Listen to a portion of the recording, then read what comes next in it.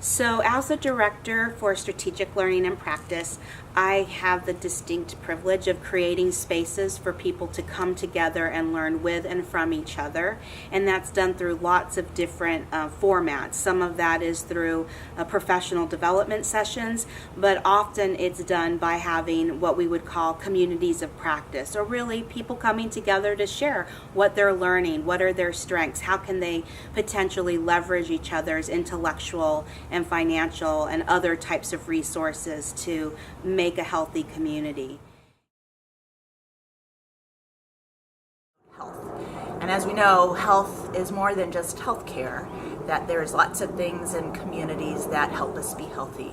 Things like access to good schools, access to good jobs that have insurance and pay a living wage, how we build and design our cities, like public infrastructure and public transportation system, things like affordable housing. All of these things go into helping us be healthy where we live, work, and play. I recognize that capacity building really is also inclusive of the information and content and expertise of a particular leader that then influences a group. And so capacity is not just the numbers, it's not just having a dollar amount, it really is also the effectiveness of someone to be able to make a change. I think Raquel and Vitalist have really understood the way that movement in Arizona works. And so for me, her seeing that I had leadership to take on the executive director role really empowered me and really allowed me to actually claim that space in an authentic way and to learn how to lead in my own way. And I think that that empowerment also helped me pull out that from our organizers here within Arizona Center for Empowerment. So we have powerful women organizers leading their programs.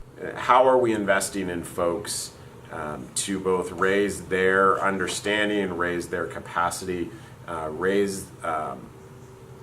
equip them with tools that they might need in order to express themselves, to engage in shaping the things that are influencing them. But capacity building is also how are we removing barriers that impact folks, right? So, when we think about building, traditionally we think about how are we adding on, but I think when it comes to capacity building, we need to expand that model to think about how are we removing obstacles that prevent people, right, from engaging in processes. So how do we get consultants to learn? How do we get residents to learn? How do we get other funders to learn? And we create those spaces for people to do that in a way where they understand that it's meaningful to do that. It's meaningful to learn from each other. Because leadership really has a ripple effect into the community and to society. And so capacity really is about making sure that there are good leaders to be able to be in these spaces and support equity and inclusion and more effective system changes for ultimately better social outcomes. Capacity building means everything to me. It gives you a moment to really pause and think through how you could build a stronger foundation for both the organization and the team members and stakeholders within it. Not only is it within the organization, but also the support that we receive from Vitalist is being able to understand that there's a relationship outside of the organization and that we relate to many organizations and we work in collaboration and partnership with them through coalition work. So I work closely with other groups and organizations that Vitalist supports as well. There's just people doing stuff for people that they care about. Civic engagement is one of my passions. I strongly believe when we increase our civic engagement, we're building a more trusting and sustainable society. And so what's most important is that individuals really own the space that they consume in getting actively involved in supporting, advancing their passions, and really accelerating their pursuits by being engaged in their community. And so, to the extent we can help residents who have a wealth of knowledge on their own community, where they need tools, perhaps, is understanding the complicated process that cities and counties and governments go through in general, which are complicated for anyone, and then understanding where their influence is and at what time to use that influence. And I see that, there's the one side of the equation is the wisdom and the knowledge held by the people most affected by public policy change. And then there's people who have the expertise and understanding of the public process. And so when you marry those, that's where you get some magic, because you understand where and when to influence the policies and process.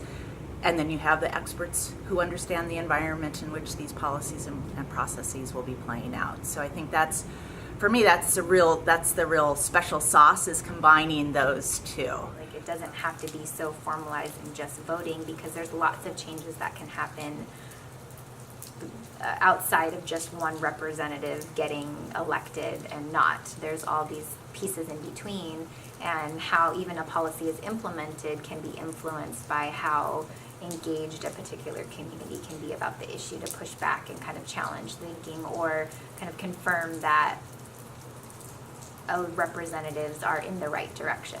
So civic engagement really is expansive of more like community leadership and involvement in change. In particular, myself and this organization, ACE, has really seen civic engagement as a vehicle of change. And that change has come because there were no other groups that were actually going into Latino communities of color, to do that civic engagement work. And what you find is that I think Vitalist is taking a deeper look at what civic engagement means. So for me, civic engagement is making sure that people become politicized, that they understand that they have voting rights, that they understand that they have a voice in the process.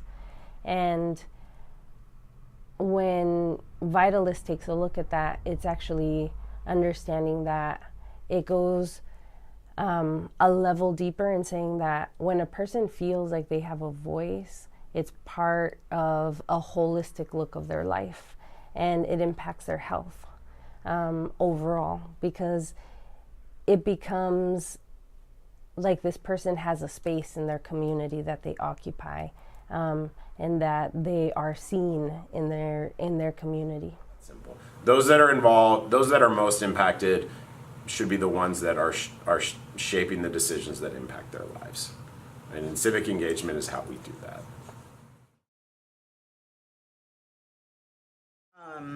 And I remember sharing with Raquel about my idea of where I wanted to go, because I had not really branched out. And every time I tried to explain to someone what I did, they were like, no, I don't get it.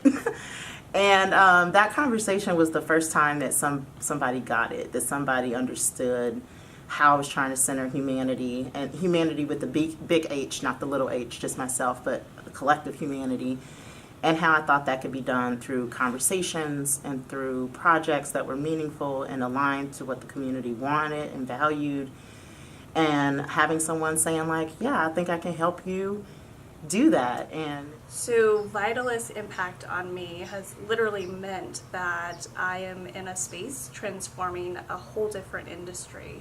So it really built my confidence and encouraged me to step out of my comfort zone and think through how I could leverage my unique talents and strengths into something that has the potential to impact generations to come. I mean, it's grown my understanding. It's put me in community with folks. Vitalist created the framework for me to be in community with folks in RRR. Vitalist has created the framework for me to be in community with folks in West Phoenix. And that grows my, like I said earlier, it grows my ontology, it grows my epistemology, and those, and raising how I be, raising how I think, and raising what I know, like, just, it grows who I am as a person. This is new. I'm seeing myself in spaces that you didn't normally see women of color, and you definitely didn't see women of color who were aligned to the value set of the community as valuable members in decision making or thinking about how to address things in a new way. So I'm glad to be a part of what I think is an amazing movement of how institutions can work differently with communities. There are so many powerful leaders in Arizona that have very specific issues that they're working on. And the more that we have the support to continue to be able to do our work and grow, not only as individuals, but through that, grow our organizations and understand that we have an ear to the ground, that we know our community, that we are in relationship with our community, and we want to uplift our community to continue sharing their stories and continue transforming and changing the state. You know, I think Vitalist's impact on the community is shifting, right? Vitalist is moving from, like, going in, investing, stepping out, to a much more holistic model, a model that is much more rooted in being impacted by the community as much as they are impacting the community. I think that Vitalist has a really big impact in the community, primarily through the avenue of changing leadership and how people work together. I think that often foundations may look at investing in programs and just maintaining what already exists. But what I really appreciate about Vitalist is that the staff there is always thinking about how to, yes, there's certain things in society to maintain and support and continue funding, but also think about how their investments can shift culture or regulation or policy. There is a foundation who wants to have an authentic, genuine relationship with them where the community is looked at as an equal at the table. And as a foundation, I feel like we're modeling for other foundations, how do you do that?